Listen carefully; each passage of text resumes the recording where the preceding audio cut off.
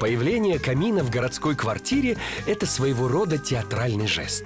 Камин абсолютно безопасен. Топка искусственного очага работает на обычной воде.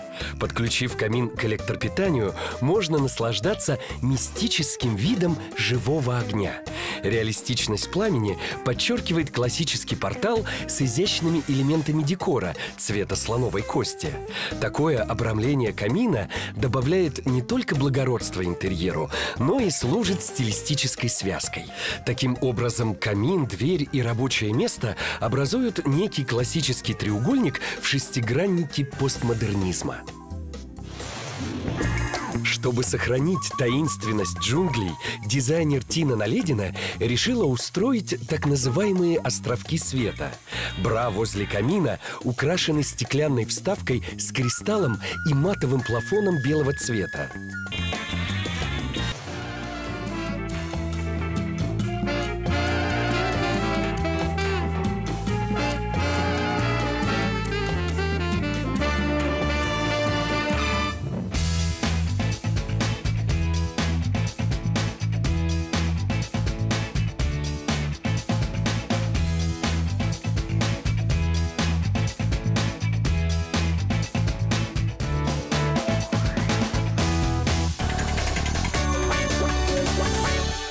Камин настоящий? Нет. Камин искусственный. Для того, чтобы в городской квартире разместить настоящий камин, нужно было рубить дымоход. Это искусственный камин, имитация, но очень полезная для здоровья, потому что это еще и увлажнитель воздуха в комнате, а выглядит как настоящий огонь. Саш, вы можете даже потрогать рукой. В нашей квартире, причем очень важный вот этот увлажнитель, потому что зимой особенно часто очень сильно греет батареи, и воздух очень сухой, поэтому, я думаю, очень отличное решение.